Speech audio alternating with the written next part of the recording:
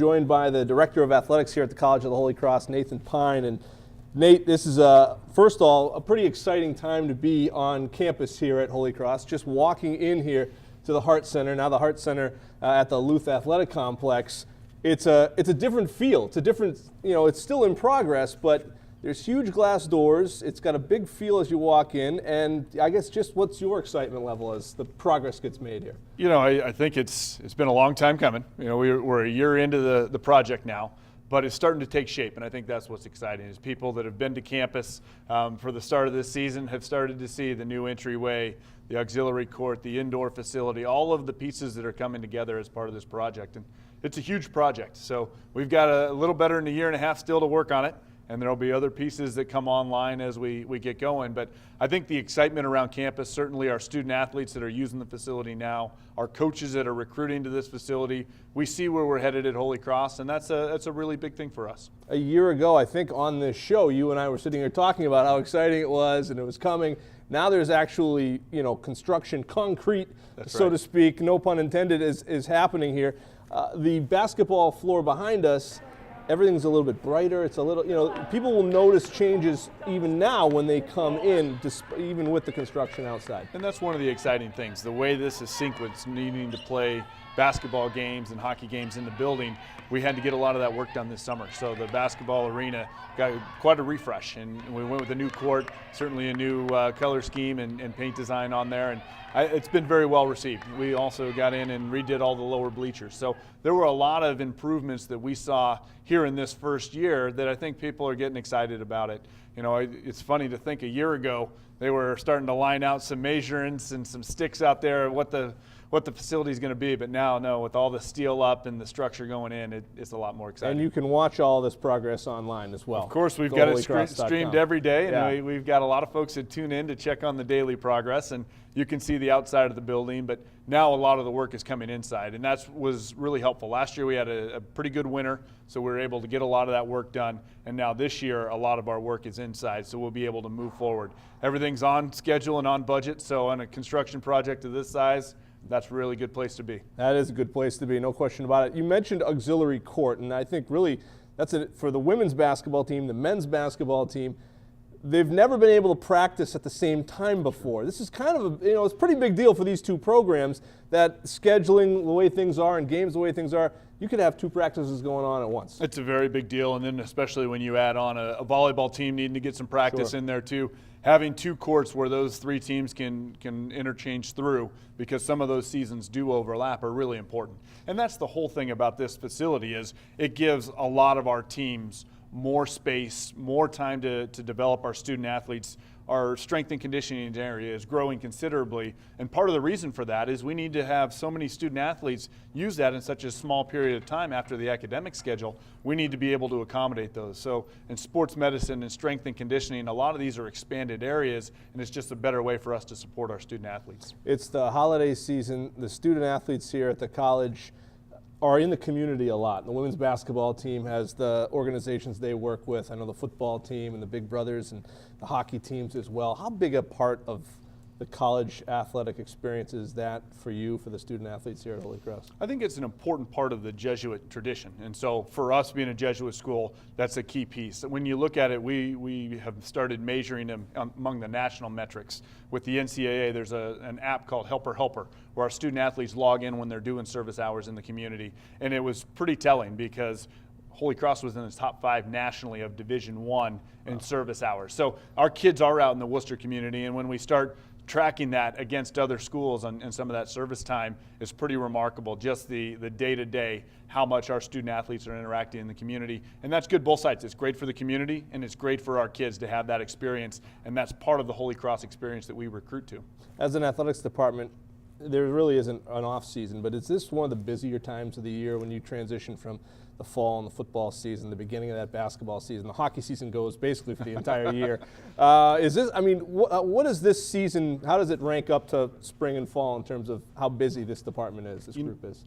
Traditionally, the key times are, you said it, the overlap times. So the fall to winter sport transition and then the winter to spring sport transition are the busy times because you're overlapping multiple teams. But right now this is kind of the stride of it, if you will, because hockey's already into the middle part of their season. Now they're getting a little break. The basketball teams are into their season. They're getting a little break. Now we're going to start getting into our league schedules, so things just get ratcheted up a little bit more in the intensity. But it's a lot of fun. The winter time is an exciting time at Holy Cross.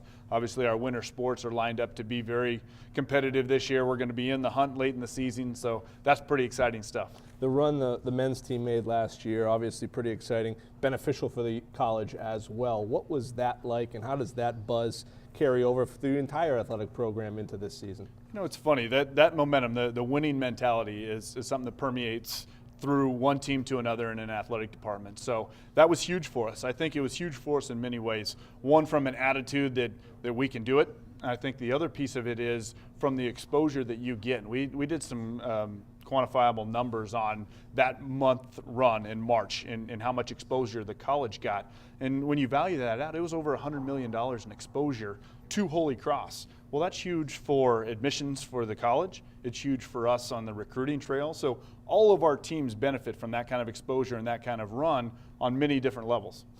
As we go through the winter season here, the basketball teams both getting into the league, as you said, shortly here after the Christmas holiday.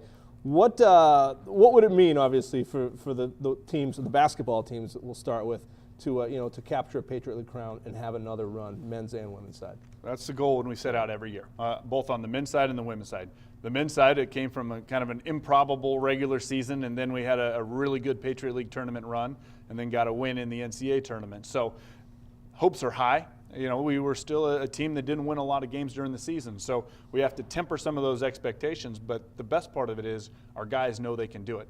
Now, our ladies are a very talented team. We've challenged ourselves with a tough schedule here in the out-of-conference season.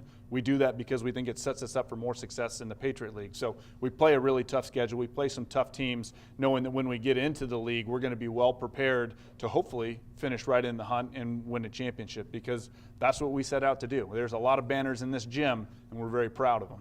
You see, in your third year now, you've seen a lot of games. You've been to a lot of games.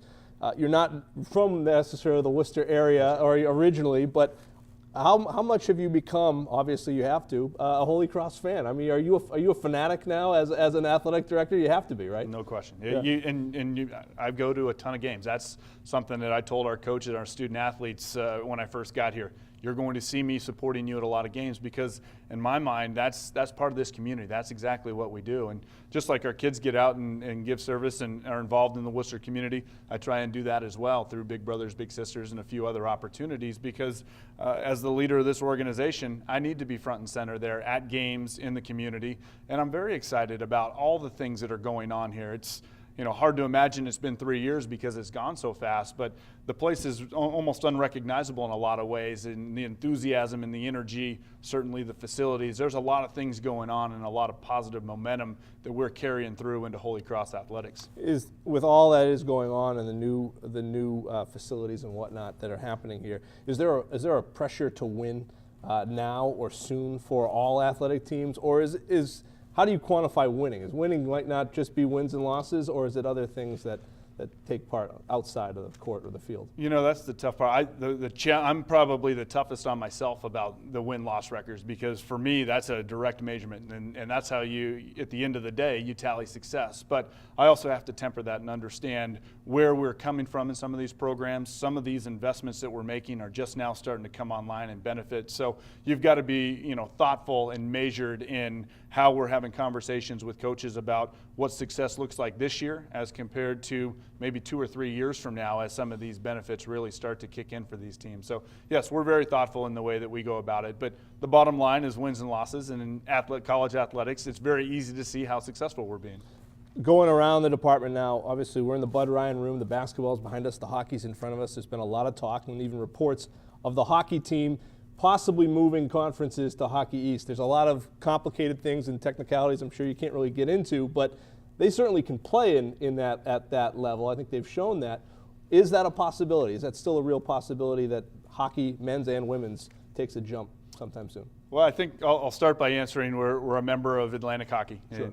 For the men, and that's really where we are and what we talk about. I think we have an opportunity, and I've publicly talked about that opportunity on the women's side in elevating the competitive schedule to play a Division I schedule and really look for a Division I conference affiliation. So there's 3 of them that we've really been taking some look at. We started doing our due diligence, understanding costs and timing and all the things that go into that. So we're having those conversations, and we're still in the middle of what the future looks like for Holy Cross women's hockey. And hopefully that opens up a great amount of enthusiasm and opportunity. And our men's program is already showing that we've played some ranked opponents this year. We've played a couple of them downtown at the DCU Center. Went out there and snuck up on a Providence team that was, I think, ranked 11th when they came into the building, and handed them a loss. And we had a little My bit, alma mater, Nate. a Thanks little for bit, bringing that up. Yeah. tougher showing Yeah. against BC, but then rebounded, came right back here against Union, and had another home win. So absolutely, we've shown we can play that level of competition. We need to carry that over and be successful in the Atlantic hockey season to get ourselves into postseason in the NCAA. And I guess just going forward with all the programs now this winter season, how many games do you see, and how many games will estimate will you be at here throughout the winter?